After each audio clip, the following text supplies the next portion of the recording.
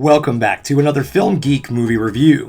In just a moment, I'm going to be walking my happy butt over to the futon because I'm watching the Netflix original, The Deliverance. So what's the plot of this film? Well, it tells the story of a family that moves into a new house, and wouldn't you know it, this house may be the portal to hell. So strange things start happening, kids start getting possessed, so on and so forth, dogs and cats sleeping together, chaos in the streets. You know the type of stuff I'm talking about. Demon portals and all that good stuff. Well, anyways, guys, this looks like a really good, suspenseful, well-crafted horror film that's brought to us by Lee Daniels, who also directed the film Precious.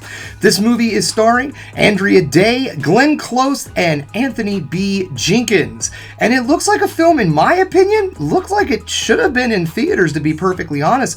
Looks like a fairly well put together type of movie. Not that streaming movies aren't quality. There's plenty of quality streaming films out there. It just seems as of lately, Netflix hasn't really been delivering in what I would consider a cinematic film. Alright guys, well, enough of me sitting here yammering on, because it is time for me to walk on over to the futon and check out The Deliverance.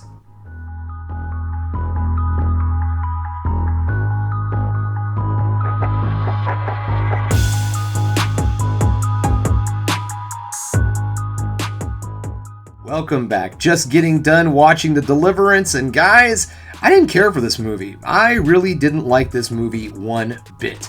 So let's get this started, shall we? We're going to get things started with negatives, then move into the positives to end the video on the ever so important high note. Now, the first thing I want to talk about is what the biggest problem of this film is, and that is it does not know what it wants to be. It has two completely different themes to this movie. At the very beginning of this film, I want to say the first hour, it is a very slow driving story. It seems more to be the story of a family that's just trying to deal with a lot of trauma and a lot of background baggage.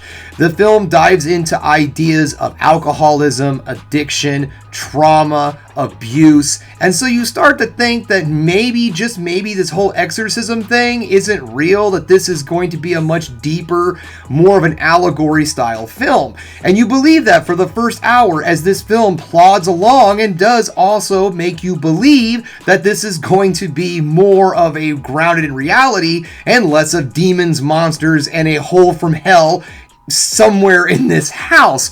No, that only goes on for an hour. The next hour of this movie, and I do mean hour, this movie is close to, I think it's like an hour and 51 minutes or something like that, so close to 2 hours, and it spends the entire first part of the film trying to convince you that it's not an exorcism movie.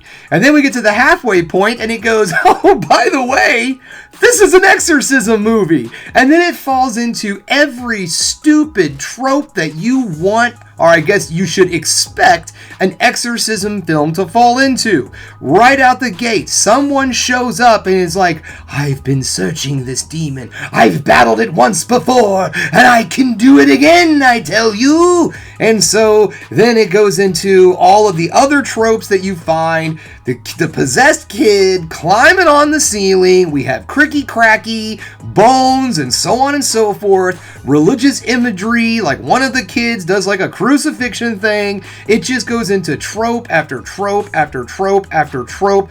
Things that we've seen 100 different times. And I don't know why these movies keep doing this. This is the second exorcism film that I've seen this year that made me think at the beginning of the movie that this film was going to have a deeper meaning, and then they pull the rug out from underneath you and they go, nope, same old fucking shit you've seen a gazillion times. Here's your slop, enjoy. The special effects go from non-existent to absolutely terrible CGI. The movie didn't feel like it was going to have any kind of special effects whatsoever, but it decided, you know what? We haven't had any shitty looking CGI, so we need to throw that in there also.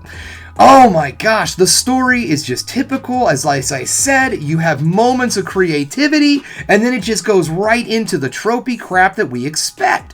The acting in this film, even for such a good cast, as I said in the intro, we have Andrea Day, Glenn Close, Omar Epps pops up in this film, and Monique is in this film, and all of the acting feels very stale and stiff. I don't know how else to really explain it. These are good actors that have done way better performances in films.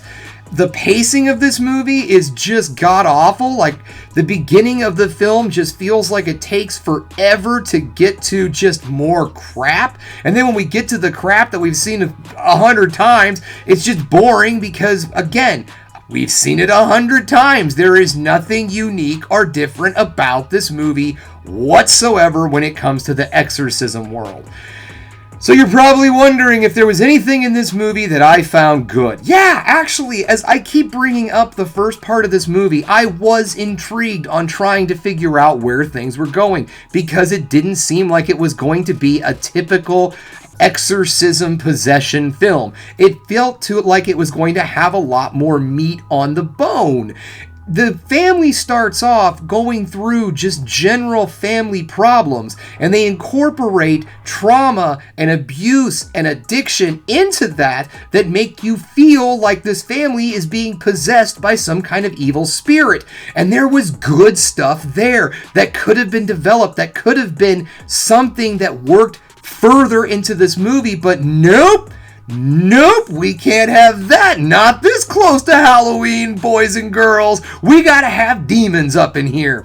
So you know what, guys? In my opinion, all in all, the concept was there. I thought that this was going to be something a bit more, a little bit deeper, diving into some more social issues and some problems that people find themselves with in day-to-day life, but nope, not at all. Why would a film want to do something like that? We're all about, kids climbing on walls and cricky-cracky over here.